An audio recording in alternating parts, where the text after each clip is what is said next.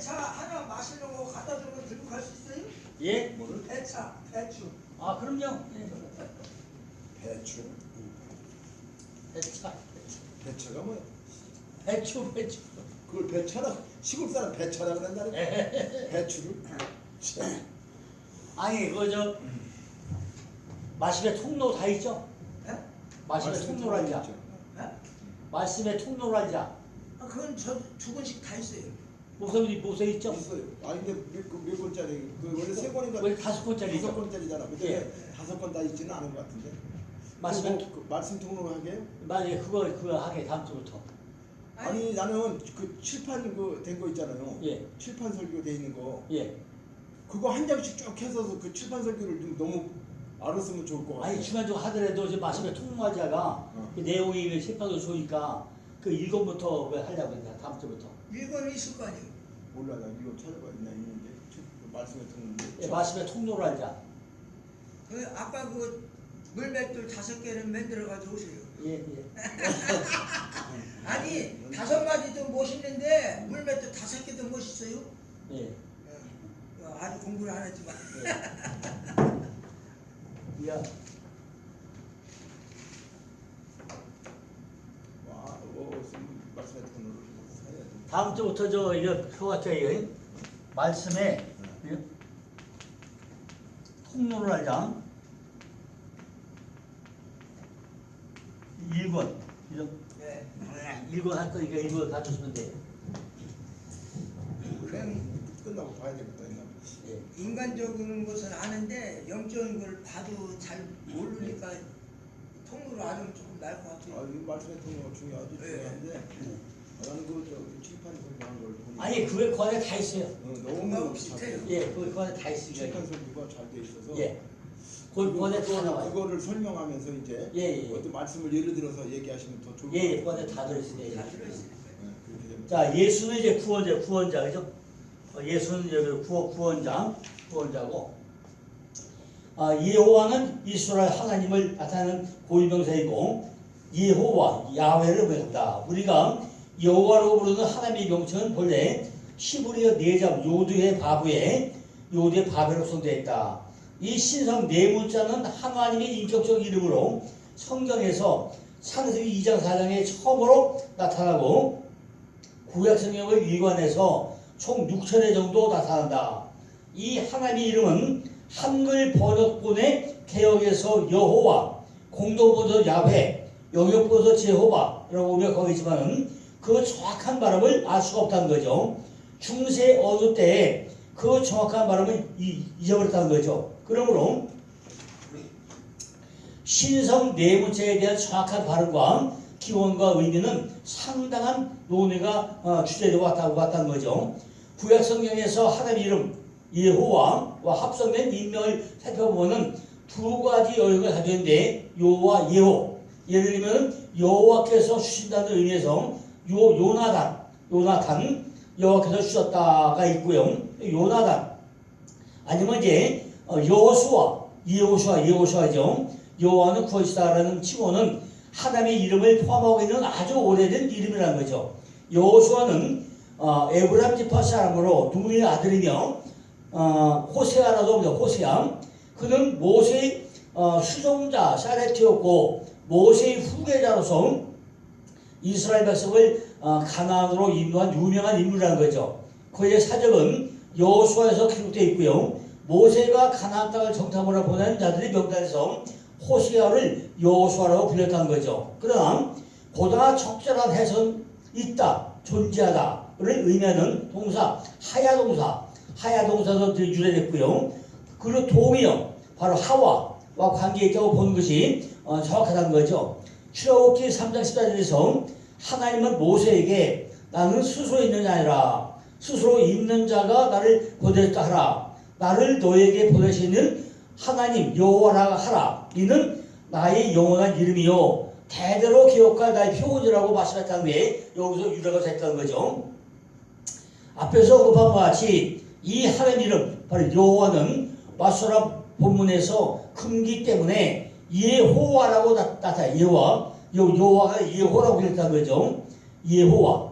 우리가 지금 일반적으로 공유하고 있는 70여 번도 그 이름을 유대인이 읽기 따라가지고 퀴리오스, 이거는 이제 신약이죠. 퀴리오스 번역을 했고 했다는 것이고, RSV와 다른 역본들도 이 이름이 본문에 나올 때는 언제나 주, 바로 로드 단어를 대문자로 기록함으로써 이 관계를 따르고 있다는 거죠. 마찬가지로 라틴어 성경도 바로 도미누스, 주, 바로 또 로드죠. 단어를 사용하고 있다는 거죠. 현재 세계의 거의 모든 성경 번역본들, 극소수를 제외하고는 주라는 말을 사용해가지고 세 번역 표준 변판도 주라고 번역되어 있다는 거죠.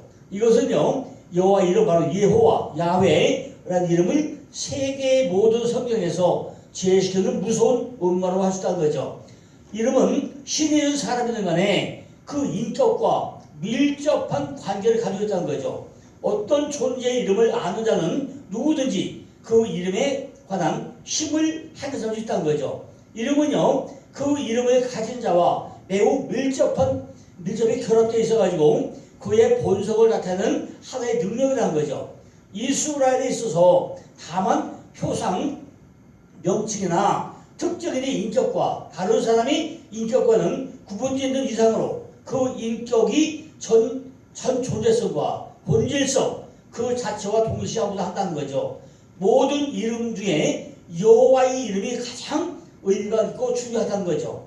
성경 계시의 가장 기본적이며 본질적인 특징 중에 하나는 바로 하나님께도 이름이 있다는 거죠. 그는 인격적인 이름을 가지셨고 그 이름에 의해 가지고 그를 부를 수 있으며 또 불러야 한다는 거죠. 지정된 전에서 여호와께서 호소할 때 그는 가까이 오셔가지고 복을 주실 것을 약속하셨으며 그 약속을 지키시다는 거죠. 왜냐하면 우리가 성전에 와가지고 그죠? 하나님은 예호와 아니 여호와 야훼 이렇게 안 부르고 다른 걸 이름을 부른다면요 전혀 하나님과 나하고 교감이 안 된다는 거죠. 그러니까 하나님이 이 이름을 불러야 하나님 그래 내가 여기 있다 내가 네 하나님이다 응답을 한다는 거죠. 그죠? 출애굽기 24절에 무릇 내가 무릇 내 이름을 기념하는 곳에서 내게 강림하여 복을 주라 그랬어요. 그죠? 하나님도 하나님 이름을 불려야 누군지 아주다는 거죠. 제사장들과 레위인과 심지어 왕까지도 여호와의 이름으로 축복을 한다는 거죠. 신명기는 이스라엘이 어떻게 여호와를 상대하며 그의 임재를 확보할 수 있었는가라는 문제에 대해 가지고 답을 하고 있다는 거죠. 시편 기자들은요 여호와의 사랑하는 자들이 그 이름으로 기쁨을 누리라고 말씀했고요 또 찬양을 하고 있다는 거죠. 모세는 하나님께 백성들이 자기를 보낸 자의 이름이 무엇이라고 물으면은 내가 무엇이라고 말하니까 하니까 하나님이 뭐라고요? 나는 스스로 있는 자니라 이렇게 말하고 있다는 거죠. 너에게 보낸 이는 여호와라 이는 나의 영원한 이름이요 대대로 기념할 나의 표혼이라 이렇게 하나님이 직접 내 이름을 여호와고 나는 스스로 있는 자니라 이렇게 설명하고 있다는 거죠. 그런데 세 번째 그리스도 우리 그리스도는 기름 부음 받은 자죠. 기름 부음 받은 자라는데 이것이 어떤 얘기냐? 기름 부음 받은 자가 무슨 뜻이라는 거죠? 기름 부음을 받은 마시아후, 그죠? 메시아, 바로 메시아 기름 부음 받은 자 메시인데 마사후에서 유래했고요. 기름 부음 받은 자라는 의미라는 거죠. 구약 성경에서 일단은 40회가 나오는데 주로 사무엘상이나 사무엘하와 시편에서 주로 나온다는 거죠. 마시아흐 대제사장과 같은 그런 자기의 직위를 지칭하기도 하지만은 이 단어가 시에서 왕과 변형되어 나오는 경우에는 그죠? 백성들이 이 태형의 단어로 나타나는데 바로 멜리크 왕을 대한 동의어로 거의 독자로 사용하고 있다는 거죠. 획기적인 것은요 왕을 영접하는 여호와의 기름 부음 받은 자들 메시아의 야훼 여호와의 기름 부음 받은 자들과 같은 구절들을 혹은 그의 기름 부음 받은 자와 같은 상당어구로 사용하고 있다는 거죠. 확실히 명예로운 호칭인 이러한 표현은 또한 하나님과 기름 부음을 받은 자들 사이에 특별히 관계가 강조되어 있다는 거죠. 그런데요 이 부분에서 우리 한번 생각할 문제가 있어요. 목사님들이 이제 성도들 이렇게 기도하잖아요. 근데 무조건요 머리에 이렇게 손을 기도해야죠. 이게 좋은 일일까 나쁜 일일까요? 성도들이 기도해주잖아요. 안수한다는 얘기죠. 예, 안수한다. 성도들이 기도할 때 무조건 머리에 손을 기도하잖아요. 무조건은 아닌 것 네. 같아요. 아니 다들 보면요 막 그렇게 하잖아요. 이게 좋은 일일까요? 안 일일까요? 남의 머리 언제 넣는다는 게 좋은 일 아니야? 네. 그러니까 이게 기름 부음 받는 게 그죠? 대개 목사님들을 보면 이제 막 기도할 때 그냥 막 없잖아요. 근데 내가 준비된 마음이 아니면 절대 손만 안 된다는 얘기죠. 절대 안 돼요. 왜? 내게 있는 게 다 전가 되잖아요, 그죠? 다 전가 되기 때문에 내가 충분하게 준비된 마음이 아니면 그 악령이 들어갈 수 있다는 바로 그거죠. 그러니까 반드시 손만 안 된다는 거죠. 그럼 우리 원래 목사님도 기도할 때요. 주로 직분 안수할 때는 다 손고 기도하지 머리다가 직분도 안 하다 기도하고 해요, 그죠? 다 준비되고 하니까 하는데 그러면 주로 어깨에다 이렇게 어깨에만 손을 어깨 손 머리에 안 이제 머리 안 넣고 주로 어깨에다 이렇게 손 꽂고 이렇게 기도하지 머리 감싸 안 얹어요. 그러니까 기름 부음 받는 게 아주 중요하다는 거예요, 이게. 그죠? 왜냐면 내가 준비된 마음이 됐을 때 머리 안수하는 거지 그냥 막 가서 안 된다는 거죠. 이것이 기름 부음을 생각을 하고 있다는 거예요, 이게. 예. 그러니까 기름 부음 받는 건 정말로 내가 준비된 마음을 가진 자, 내가 준비됐을 때 머리에 손 얹고 기도하는 거지 그냥 뭐 기도가 안 된다는 거죠. 시편 문학은 특별히 마시아를 하나님이 대행자 또는 대리 집행자와 같이 간주했다는 거죠. 많이 논란이 되고 있는 구절인 시편 2편 2절에서 그 의미의 1차적 차원은 직접적인 이스라엘 왕이라는 의미인데 하나님과 연합되기 때문에 적의 공격이 아무런 효과 없는 마시아우로 소위 왕이라는 거죠. 심지어 땅의 끝까지 마시아의 소유가 된다는 약속은 이스라엘의 민족적인 왕에 대한 대망의 1차부터는 거죠. 그러나 신약 성경으로서의 우리는 시편 2편에서 마시아의 의미가 보좌에 앉을 왕에 한정할 수 있고 유일한 대리선자 곧 예수 그리스도를 언급한 것을 우리 알게 된다는 거죠. 또 시편 2편을 보면 소위 왕의 시편은 비록 어떤 경우가 우선적으로 이스라엘의 군주에 대한 언급을 할지라도 메시아의 시편으로 합당하게 간주할 수 있는데 시편의 언급들은 예수 그리스도의 의로운 통치와 구원하는 기능 그리고 우주적인 지혜를 강조했다는 거죠. 따라서 자연스럽고 엄밀한 번역에 의해 가지고 왕은 시편 45편 6절 7절에 왕을 신으로 언급하며 시편 110편 1절 5절은 다윗이 아들을 다윗이 주로 언급하는데 이 왕을 이스라엘에서 허락하지 않았던 것인 제사장이라고 언급하고 있다는 거죠. 참으로 사무엘하 8절 18절은 히브리어 성경에서 다윗의 아들들을 제사장으로 부른 것 같으나 한글 개혁은 대신을 하는데 아마도 본문상 문제가 있는 것 같아요. 히브리 성경은 엄격하게 푸나야와 그레스 사람들을 제사장으로 부르고 있다는 거죠. 실제로 2절의 70몇 번의 병행 구절인 대상 18장 17절의 히브리 성경 그리고 70몇 번은요 제사장이라고 단어를 사람들이 안 갖고 있는데 그것이 그러니까 우리가 잘 확인해 봐야 된다는 거죠. 따라서 시편 2편에서 직접적으로 메시아를 언급하는 증거가 있고 시편 2편 12절에서 정상적으로 해석하면 사람들의 진실로 다윗이 아니라 이 기름 부음을 받은 아들을 믿기를 권고한다는 것이 우리가 암시하고 있다는 거죠. 구약에서의 명칭은요 왕이나 제사장, 선지자에게 기름을 붓는데 사용됐다는 걸 알 수 있고요. 다윗 시대부터 다윗 시대 이후에 다윗의 후손을 상징하는 용어로 사용되어 있는데 메시아의 책임은 왕의 책임과 다윗의 후손임을 동시에 표현하고 있다는 거죠. 바로 주 예수 그리스도 이것이 사용된 것이요. 주의고 이것이 꼭 성경에 몇 번 나오면 63번 사용이 돼요. 63번. 그죠?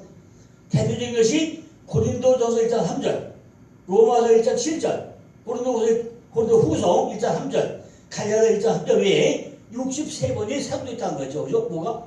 주 예수 그리스도가. 이게 우리가 잘 분간해야 되는 거죠. 근데 이제 중요한 건 뭐냐면요. 요 나사렛이라고 나사렛 알았어요. 나사렛 예수 그리스도 이거 똑같아요. 주 예수 그리스도하고 나사렛 예수 요거를 많이 혼동을 한다는 거죠. 그럼 어느 때 나사렛 예수 사용하고 하냐는 거죠. 우리가 아무것도 하면 안 된다는 거죠. 나사렛 예수 그리스도는요 새싹 이 나사렛이 새싹 나자로 설명하겠지만 나자인데 이걸 잘 구분한다는 거죠. 마태복음 2장 13절 보니까 나사렛이란 동네와 도산이 이는 선지자라고 하신 말씀에 나사렛 사람이라 칭하시라 하시면 이르러 하신다고 그랬어요. 원래 이제 예수가 태어나면 베들레헴이죠. 떡도 태어났는데 떡도 태어나가지고 어린 시절을 어디가 살아요? 나사렛 살았다는 거죠. 그럼 외부가 살았냐는 거죠. 이 나사렛에서 예수의 부모가 살았는데 마리아가 천사의 고지를 받았다는 거죠. 왜 받았냐? 마리아는 처혼한 요셉과 함께 나사렛에서 베들레헴으로 호적가를 갔고요. 예수님이 태어난 후에 다시 돌아왔는데 예수는 어린 소년 시절에 예수와 함께 나사렛에서 살았고 요한에게 침례 받았고 나사렛 돌아와서 고향 나사렛 배척을 당했고 무리가 예수님을 나사렛 온 선자라고 불렸고 예수님의 제자들이 예수님을 나사렛 예수라고 부르고 있는데 왜 나를 살고 있냐는 거죠. 그죠? 아니 베들레헴에서 태어났는데 나사렛 살면서 이렇게 보죠. 이 사람은 나사렛 사람이다. 이 사람 나사렛 태어났다. 예수는 손에서 함께 나서 뭐 하느냐? 지금 이런 왜 하냐는 거죠. 그죠? 아니 베들레헴 사람이잖아요. 근데 왜 나사렛에서 얘기를 하냐는 거 이렇게 해야죠. 다시요. 마리아는 저고난 요셉과 어디 살아요? 나사렛에서 살다가 어디로 가요? 베들레헴에 태어났는데 베들레헴에서 나사렛 살다가 호적가로 갔다 왔어요. 베들레헴에 갔다 왔고 나사렛에서 태어난 후에 예수님이 태어난 이후에 다시 어디서 살아요? 나사렛에서 돌아와 살았다는 거죠. 태어나기는 베들레헴이고 나사렛 살다가 베들레헴 호적가로 갔다가 다시 나사렛 살았다는 거죠. 그럼 거기 왜 꼭 사냐는 거예요. 그죠? 왜 꼭 사냐는 거죠. 아니 떡집에 되면 떡집에 베들레헴에서 살아야지 왜 나사렛 굳이 살아야 되냐 그 얘기죠. 그죠? 거기가 빈천이에요. 그죠? 예수님의 제자들이 예수님 뭐예요? 나사렛 예수라고 하더라는 거예요. 그죠?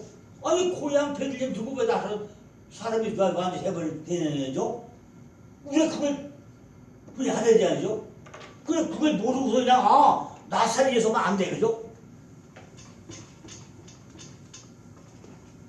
선지자가 하신 말씀이 일기 안도 있지만은 원래 애국으로 갔다가 피나가서 와서 그쪽에서 설계된 거가 이거 큰 의미가 있는 거다.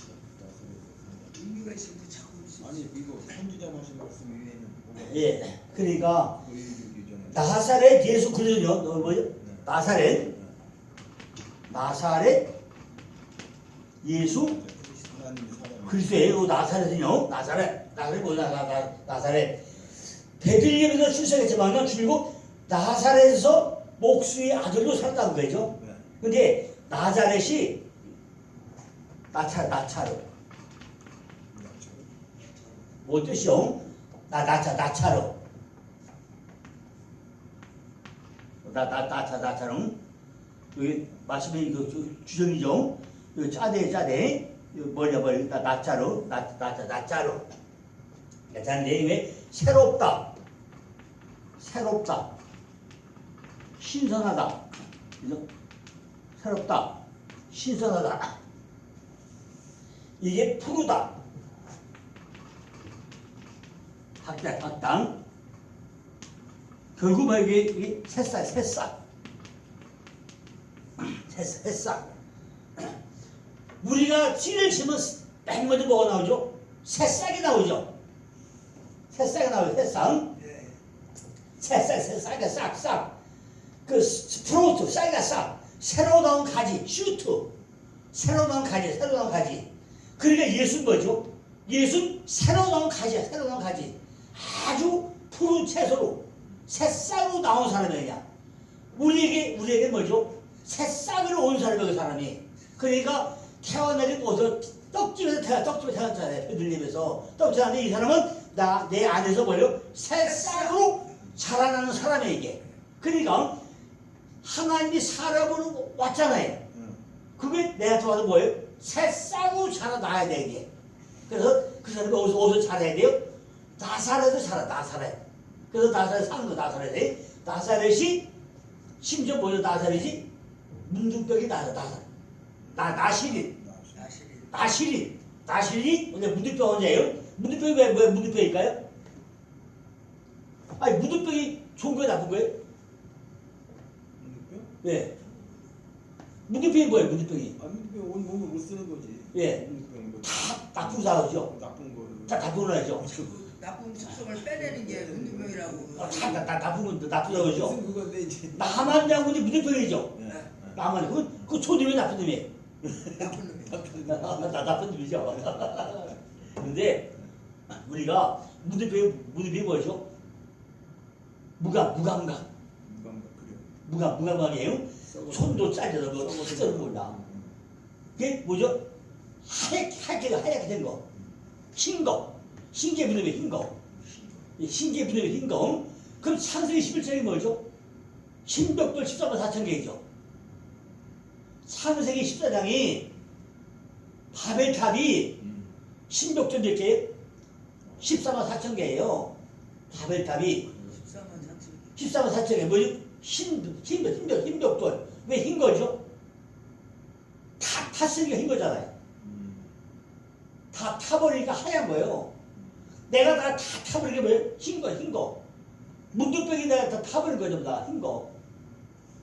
내가 다 타버리게 흰 거라고요, 문둥병이자. 내가 다 죽어버리는 게 문둥병이에요. 내가 죽어버려 뭐예요? 무감각해. 무감각. 내가 많이 죽어야 돼. 내가 흰게. 내가 태물이가 된 게 태물이가 된 게 문둥병이자. 응? 태물이가 된 거. 네, 그게 문둥병이에요. 문둥병 걸려야 돼. 예. 그러니까 성경에서 문둥병 하면 다 나쁜 거하는데 실제 우리가 마지막에 문둥병자가 돼야 천국 간다니까요. 내가 근데 이런 설명 안 하고 문둥병 돼야지 천국 간다는 이단이라고 그러네. 그래서 뭐 모르니까. 그러니까 모르니까. 예, 다 모르니까. 저 목사님 무슨 소리 하는 게. 내가 살아있으면은 내가 내 거 이만큼 해서 뭐예요? 천 못 가는 거예요, 이게. 내가 전부 다 내가 없어야 돼, 내가. 그럼 이게 바벨탑 벽돌 14만 4천 개가 계시록에 나오는 그거 또 연관. 가지고 그거 그게 14만 4천 개 이게. 내가 흰게. 난 타버려가지고 내가 없어야 돼. 내가 부도 다 없는 곳이 천국 가는 거예요. 내가 해서 못 가. 계시록 14만. 그러니까 다 타버려야 돼요. 타가지고 내가 뭐예요? 신문제병이 된 것이 천국 가는 거예요. 그러니까 태양을 천국 가다는 말이 거예요. 되는 게 14만 4천에 들어가는 거예요. 그렇죠. 우리가 들어간 거예요, 그게. 그래. 그러니까 참다 문제병하면은 아이고 뭐큰 병이잖아요. 그죠? 원래 문제병에다 견디시켜야 밖에 견디세요? 안에 못 들어왔어. 내가 육적인 속셈은 안에 못 들어온 거예요. 성전에 못 들어와. 육적인 속셈에서 못 들어오는데 이건 우리가 성경적으로 모르니까 무덤에 격리했다. 육적인 격리 다 해야 되는 거예요. 그죠? 그러니까 왜 나사렛?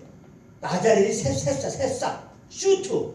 이사야 11장 1절에 보니까 뭐예요? 이새의 중에서 한 싹이 나오며, 여기 호텔.